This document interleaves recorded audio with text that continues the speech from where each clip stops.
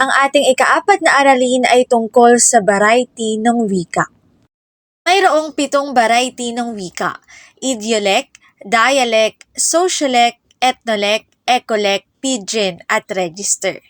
Tulad ng binanggit ko noong tayo ay nagkaroon ng face-to-face na pagtalakay sa variety ng wika, para mas madali niyong matandaan ang 7 variety ng wika, tandaan ninyo ang salitang spider pero dalawa yung titik E. Kapag sinabi nating variety ng wika, ang variety ng wika ay tumutukoy sa iba't ibang paraan ng paggamit ng isang wika. Narito ang ilang factor o rason bakit ba tayo nagkakaroon ng variety ng wika. Una, heograpiya.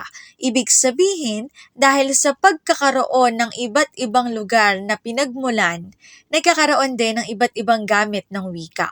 Sumunod naman ay edad o henerasyon. Maaring sa pagkakaiba ng edad, sa pagkakaiba ng henerasyon na pinagmulan, maaring magkaroon ng variety ng wika. Possible na yung mga salita na ginagamit ng magulang natin, hindi na natin ginagamit ngayon.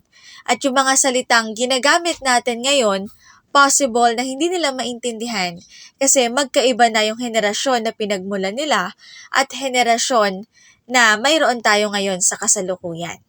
Ang ikatlo ay propesyon o larangan. May mga salita na kapag ginamit natin sa ibang larangan, naiiba na rin ang kahulugan nito. At para naman sa pang-apat, formalidad ng sitwasyon, nagkakaroon ng variety ng wika, depende kung saan natin ginagamit, kailan natin ginagamit, at kanino natin ginagamit. Tatalakayin ng unang variety ng wika, narito ang idiolect. Kapag sinabi nating idiolect, tandaan natin ito yung sariling paraan o sariling estilo ng isang tao. Dahil nga sarili ito, nagiging tatak o identidad na ito ng isang tao. Para mas madali ninyong maunawaan, narito ang ilang halimbawa.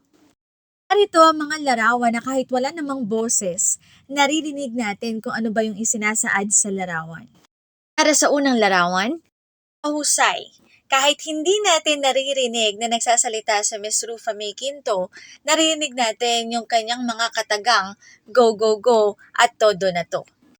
Sumunod naman na larawan, mahusay. Kahit nakikita lamang natin ang larawan ni Malupiton, naririnig na natin ang kanyang mga famous line, tulad na lamang ng bossing at aray ko. Para naman sa ikatlo, mahusay. Ito naman ay si Mr. Mike Enriquez at ang kanyang idiolect ay hindi ko kayo tatantanan at excuse me po. Narito pa ang ilang mga halimbawa. Para sa panghuling larawan, ano kaya ang idiolect ni Binibining Menya? Para naman sa ikalawang variety ng wika, narito ang dialect. Pag sinabi nating dialect, nais kong tandaan nyo na rin ang salitang heograpiya o dimensyong heograpiko. Dito kasi sa dialect, nakaapekto na dito ang pagkakaiba-iba ng mga lugar. Nagkakaroon ng variety ng wika dahil sa magkaibang lugar na pinagmulan. Ito ang halimbawa ng dialect. Dahil nga magkakaibang lugar na ang pinagmulan, magkakaibang salita na rin ang nabuo, pero ang lahat ng ito ay nangangahulugan lamang na bakit. Sumunod naman ay sociolect, uri ng wika na ginagamit ng isang particular na grupo.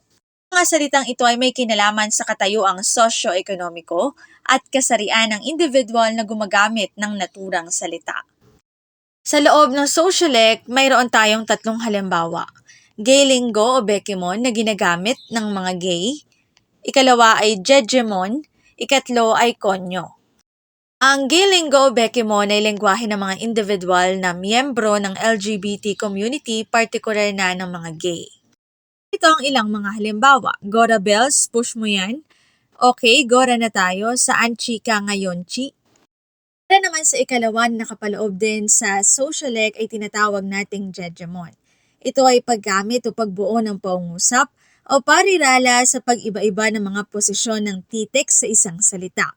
Pagpalit ng maliliit na titik sa malalaking titik, sobrang paggamit ng mga titik na H, X o Z, at paghahalo ng mga numerikong karakter at ng ating normal na alpabeto. Ito ang ilang mga halimbawa para mas madali ninyong maunawaan. Number 1, yo po, musta na, jeje jeje. Ikalawa, saan na you, dito na me. Kadalasan sa paggamit natin ng jejemon, may mga pagkakataon na napapahaba natin yung kung ano man ang gusto nating sabihin, pero may mga pagkakataon din na napaiikli natin kung ano yung gusto nating sabihin. Humahaba yung gusto nating sabihin kasi nagdaragdag tayo ng ilang mga letra. At umiikli naman yung iba nating gustong sabihin dahil naman sa paggamit natin ng numero kapalit ng mga titik. Ikatlo naman na nakapaloob din sa socialect ay ang tinatawag na konyo. Ito naman ay paghahalo ng wikang Ingles at wikang Filipino na minsan ay tinatawag din natin bilang Taglish. Narito ang ilang mga halimbawa para mas madali ninyong maunawaan. Kung makikita, magkahalo ang mga salita na nasa wikang Ingles, gayon din ang mga salitang nasa wikang Filipino. Ang ikaapat naman na variety ng wika ay tinatawag na ethnolect. Na kapag sinabi nating ethnolect, ito ay variety ng wika na nade-develop mula sa salita ng mga ethnolinguistang grupo. Ethnolect, mga pangkat etniko. Taglay nito ang mga wikang nagiging bahagi ng pagkakakilanlan ng bawat pangkat etniko. Muli kapag ethnolect, tandaan niya lang yung pangkat etniko. Ito ang ilang mga halimbawa para mas madali ninyong maunawaan. Halimbawa, ang bilang 3 oha nang ibig sabihin ay isa sa Ifugao. Ang panlima naman ay tinatawag na ecolect. Ito ay uri ng variety ng wika na ginagamit sa loob ng tahanan, sa loob ng bahay. Malimit na ginagamit sa pang-araw-araw na pakikipag-usap. Naman, ang tatandaan naman natin sa ecolect ay ang salitang tahanan o bahay. Muli kapag sinabi nating ecolect, ito yung variety ng wika na nabubuo sa loob ng tahanan o bahay.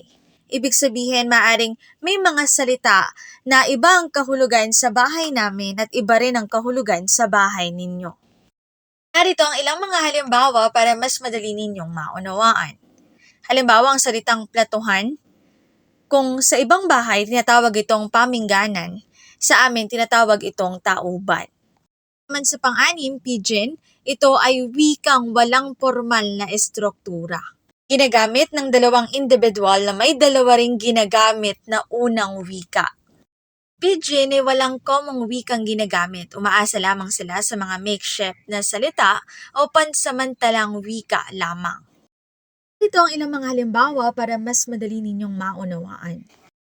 Para naman sa panghuli at pampitong variety ng wika, ito ay ang register. Ito ay salitang ginagamit ng mga taong nasa espesipikong larangan o disiplina. Ang mga taong ito ay gumagamit ng jargons na sinasalita sa isang propesyon o larangan. Nakapaloob ang mga salita na parehas naman ng baybay pero dahil sa magkaibang larangan ginamit, nagkaroon din ng magkaibang kahulugan. Ito ang ilang mga halimbawa para mas madali ninyong maunawaan kung ano ba ang register. Salamat sa iyong pakikinig. Muli ang wikang Filipino ay mapagpalaya. Atin natin itong gamitin, mahalin at mas paunlarin. Sana nakatulong ito sa iyong ginagawang pag-review sa ating pagsusulit.